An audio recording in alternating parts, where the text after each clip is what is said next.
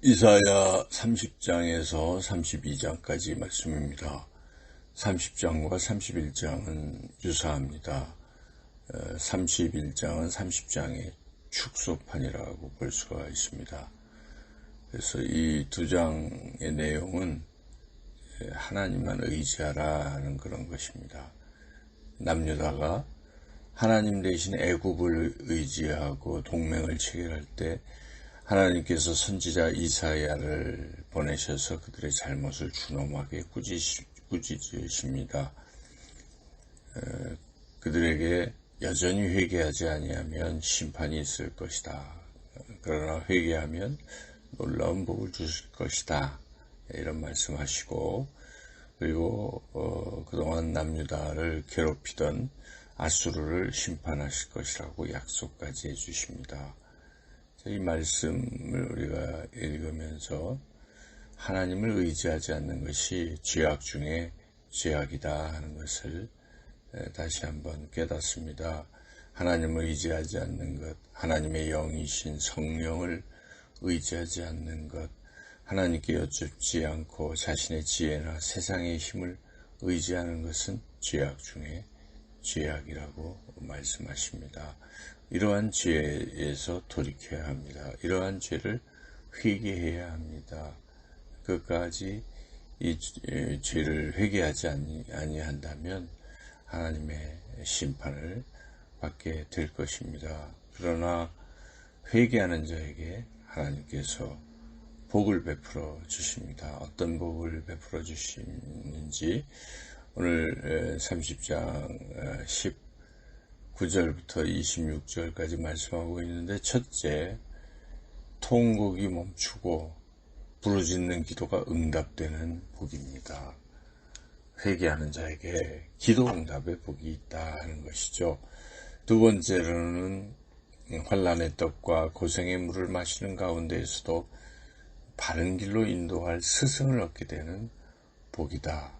그래서 그 스승은 달리는 말이 좌우로 치우칠 때 바른 길로 가라고, 이 길이 바른 길이라고 알려주는 그 말의 기수처럼 그렇게 바른 길을 알려주며 인도하는 그러한 스승입니다.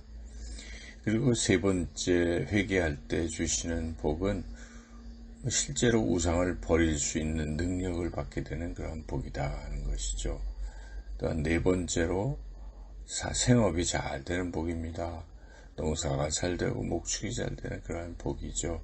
오늘날로 말한다면 삶의 터전에서 생업이 복을 받는 그런 복이라고 볼 수 있습니다.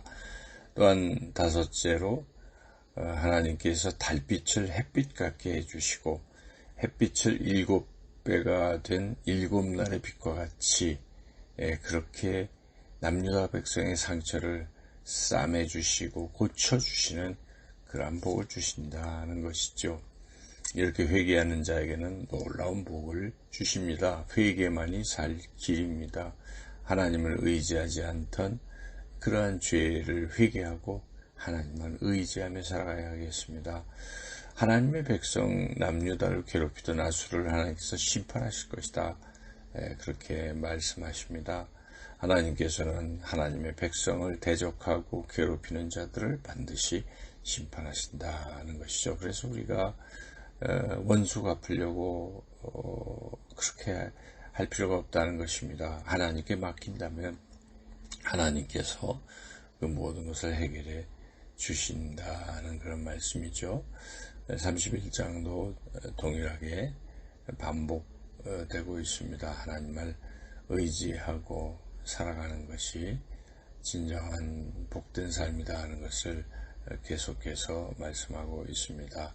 우리 삶 가운데 하나님 대신 다른 것을 붙들고 있지는 않는가 돌이켜보고, 혹시나 그런 것이 있다면 과감하게 버리고 하나님만 의지하는 그런 삶을 살아야 하겠습니다.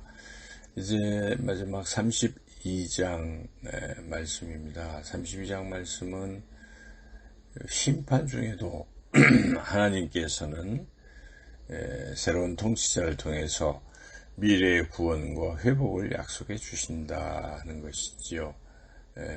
그래서 실제로 이스라엘 백성이 바벨론 포로로 끌려가지만 하나님께서는 그러한 가운데서도 그들을 다시 회복시켜 주신다는 그러한 말씀이죠.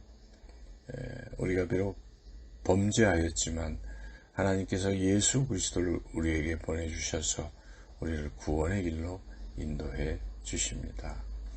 그런데 이러한 놀라운 복을 우리에게 주시는데 이러한 복을 우리가 깊이 생각하고 깨닫고 그 복을 받으며 누리며 살아가야 할 텐데 사람들은 이런 놀라운 복이 있다는 사실을 잘 인식을 못합니다. 하나님께서 하나님의 사람들을 보내셔서 하나님의 그 놀라운 구원, 계획, 그러한 소식, 복의 소식을 전파해 주시건만 현재가 편안하고 현재가 즐겁다 하여 현재를 즐기고 하나님 말씀에 귀를 기울이지 않는 그러한 사람들이 있습니다. 그 32장 9절부터 14절에 보면 안일한 여인들, 염려 없는 딸들이라는 표현이 있는데 그와 같이 현실에 만족하고 하나님의 말씀 듣는 것을 게을리하는 사람들이 있다는 것이죠. 그러면 결국은 하나님 주시는 그 복을 받을 수가 없습니다. 우리는 하나님의 말씀에 귀를 기울여야 합니다. 그 말씀에 귀를 기울여서 듣는 사람들은 복을 받게 될 것입니다. 형통하다 해서 말씀 듣기를 게을리하지 해서는 안 됩니다.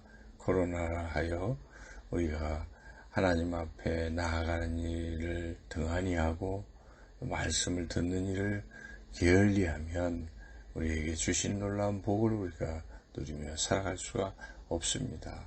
오늘도 하나님 주시는 말씀에 귀를 기울이고 그 말씀을 잘 듣고 하나님이 주시는 풍성한 복을 받아 누리며 살아가시는 저와 여러분 모두가 되시기를 주님의 이름으로 축원합니다.